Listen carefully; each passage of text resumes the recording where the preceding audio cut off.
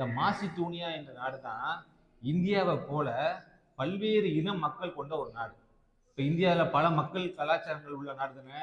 அதே போல இந்த கிரீஸுக்கு மேல் இருக்கக்கூடிய இந்த மாசிடோனியா என்ற நாடு பல்வேறு இன மக்களை கொண்ட நாடு.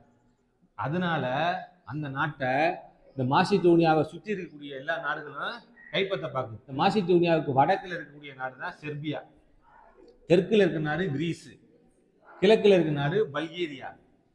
இந்த மாசிடோனியாவுக்கு மேற்கில் இருக்கக்கூடிய நாடு தான் மாண்டினீக்ரோ. இந்த மாண்டினீக்ரோ, செர்பியா, பல்கேரியா, கிரீஸ் இந்த 4 நாடுகளை சேர்ந்து இந்த மாசிடோனியாவை கைப்பற்ற பார்க்குது. இந்த நாடுகளுக்கெல்லாம் பேர் என்னன்னா பால்கன் நாடுகள். இந்த பால்கன் கூட்டமைப்பில் இருக்கக்கூடிய இந்த நாடுகள் எல்லாமே துருக்கியை சேர்ந்த இந்த ஒட்டமான் பேரரசோட கட்டுப்பாட்டில் இருந்த நாடுகள் தான் இந்த எல்லா நாடுகளுமே. இந்த துருக்கியையும் நீங்கள் கட்டாயம் குறிக்க தெரிஞ்சுக்கணும். இந்த துருக்கி என்ற நாடு தான் இந்த ஐரோப்பா கண்டத்துக்கும் ஆசியா கண்டத்துக்கும் இடையில இருக்கக்கூடிய ஒரு பாலமான நாடு. இந்த ஆசியா கண்டத்தோட ஸ்டார்டிங் பாயிண்ட் எந்த நாடு தான்? துருக்கி நாடு தான். இந்த அட்லாண்டிக் பெருங்கடலோட நீட்சியாக, இந்த மத்திய தரைக்கடலோட நீட்சியாக இங்கே வரைக்கும் என்ன இருக்கு? கருங்கடல் இருக்கு. அதற்கு தெற்கில் இருக்கக்கூடிய இந்த நாடு தான் என்னது? துருக்கி.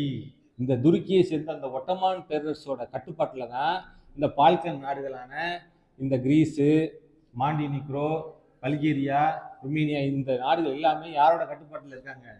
இந்த துருக்கியோட கட்டுப்பாட்டில் இருக்காங்க. இந்த துருக்கி தூரத்தில் இருக்கும்போது இந்த நாடுகள்லாம் சண்டை போட்டு இந்த துருக்கியின் கட்டுப்பாட்டில் இருந்து என்ன செய்யறாங்க? விளைவிக்கிறாங்க.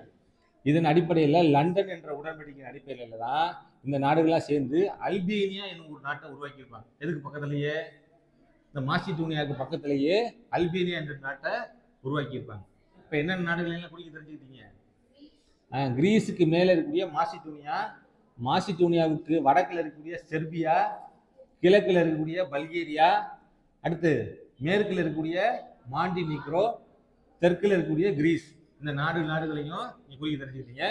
அதோட இந்த எல்லா நாடுகளையும் கண்ட்ரோலில் வச்சுக்கிட்டு இந்த துருக்கி என்ற நாட்டையும் குறிக்க தெரிஞ்சுக்கிட்டு. துருக்கி உங்களுக்கு ஒரு அருமையான ஒரு குழு கொடுக்க போறேன். என்ன அப்படின்னா, யான்னு முடியக்கூடிய எல்லா ஐரோப்பிய நாடுகளுமே கிரீஸுக்கு மேலே தான் இருக்கும். இந்தியான்னு சொன்னால் அது ஆசிய நாடாக போயிடும். யா என்று முடியக்கூடிய ஐரோப்பிய நாடுகள் எல்லாமே எங்கே தான் இருக்கும்? கிரீஸுக்கு மேலே தான் இருக்கும்.